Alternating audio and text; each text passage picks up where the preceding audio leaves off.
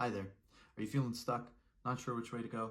Well, let me run through an exercise that I've modified for this video to see if I can help you either identify your purpose or the most important thing for you right now that might help in your path and in your journey. My name is George. I'm an empowerment life coach, and what I like to do when you say empowerment seems pretty generic, but pretty much I just try to be a wayfinder, like a point within your GPS journey to try and get you to your destination and help move you along as best as I can. So for this exercise, you may want to take a moment, like, subscribe, save the video, or send it to yourself or to a friend you think might be able to utilize it. And this way you can always go back to that chat, to your favorites or to your saved list on whatever medium you're consuming this on, so that you can come back to it if you don't have time to sit down and do it. So what does the exercise entail? Get a piece of paper, any piece of paper. Doesn't have to be a nice little clean printer paper. It could be any paper, just as long as you have space to write on draft on it, all right? And the next part, just fold it in half. Just however, it doesn't have to be clean, doesn't have to be perfect. And then I just want you to put on each section that we have now, as you can see, we have front and back we're going to use. I just want you to write in a corner or somewhere that leaves you plenty of space to work on here. 1, 2, and on the back 3 and 4. So that basically you've given yourself 4 sections to work with. Section 1, section 2, section 3, section 4.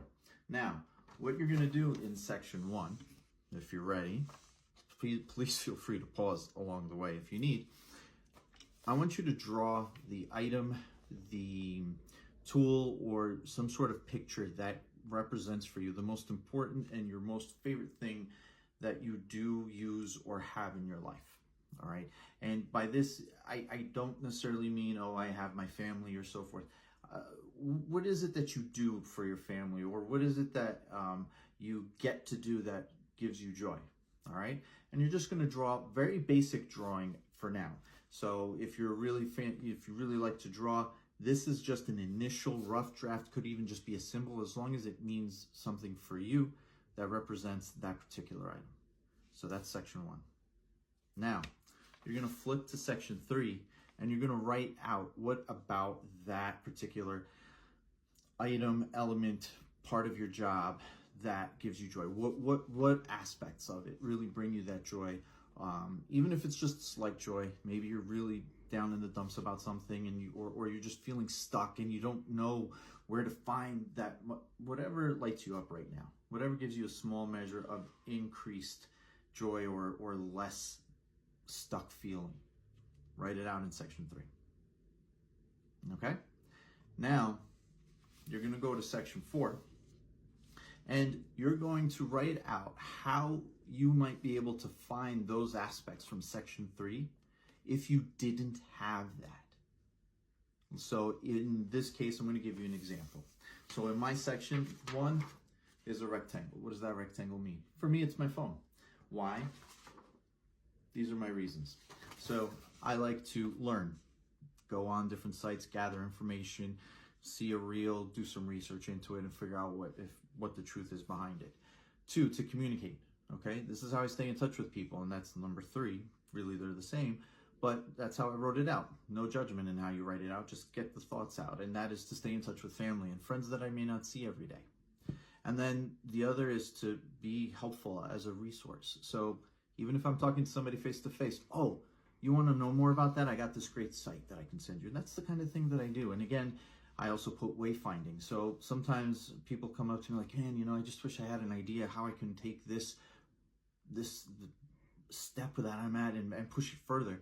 And sometimes if I have an idea, or if I have somebody I think that they could listen to, go on the phone, find a resource, send it out. So then in my section 4, what happens if I didn't have that phone? What could I do without that would light me up in the same way? So in my case, write letters to people. Really, no other option if we get rid of this phone. I guess if you think about, well, going from a cell phone to a landline, I could use the landline. That could be another option. Also, carve out time to talk to folks. And by that, maybe schedule conversations with people where we can meet up while the kids are at soccer practice. Do the drop off and then meet up close by, and then finish before pickup time and take care of the kids, so forth. Scheduled more time together with other individuals. And probably I would have to be going to the library more often, look at different journals and articles that I wouldn't really have access to without the phone. Maybe I could default to just using my computer to do research and keep track of things, and maybe even make a notebook of interesting things that I want to keep record of as far as references and so forth. So for some of you, that might sound pretty nerdy. And for some of you, that might be aligned with what you're looking for. But ultimately, by taking this item number 4, now I want you to go to section 2. And I haven't done that yet because I really want to give it thought, but I wanted to get you guys started. And in section 2, it's identify what I could do to bring that joy that I identified in section 4 into other areas of my life. What else could you do? So while I still have the phone, I could still schedule those different conversations and coffee meetups with folks. I could grab the phone and talk to people while I'm waiting, and actually be on the field, maybe in my car when it's cold, and be talking to folks and catching up with them while I'm waiting for the practice to be done, or whatever it is that I'm in between or stuck with.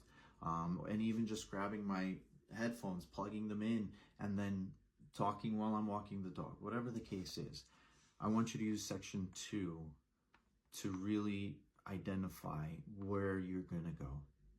Now, this seems a bit disjointed, but the idea is you focus on where you are on the front. Give yourself some background information for yourself, and you keep it in the back, because now you're looking to the future. Now you're looking to section 2. And if you really want to go back and expand on your drawing in section 1, hey, feel free. But that's just a little breakdown that I came up with in a way that I might be able to share for everybody on this medium. And again, if you like what you saw here and you'd like to try it out for yourself and didn't have time, please make sure to save the video, like, subscribe, or like I said, share it with somebody who might be able to use it, or forward it to yourself at your email, or message yourself somehow, so that this way you can always come back to it, find it, and take your time, utilize your ability to pause, and see if it helps out. And then if you feel stuck in any of these aspects, please feel free to reach out to somebody. It doesn't have to be a life coach. It could be a friend, could be a mentor, it could be a loved one, all right? Don't just try to figure it all out alone. We're all in this together, and we're here to help each other. So make sure you don't burden yourself too much. And as always, at the end of my messages, I like to remind you to please take care of yourself and give yourself grace. Be true to you and give yourself your time. Thanks. Hope to see you again sometime soon. Bye.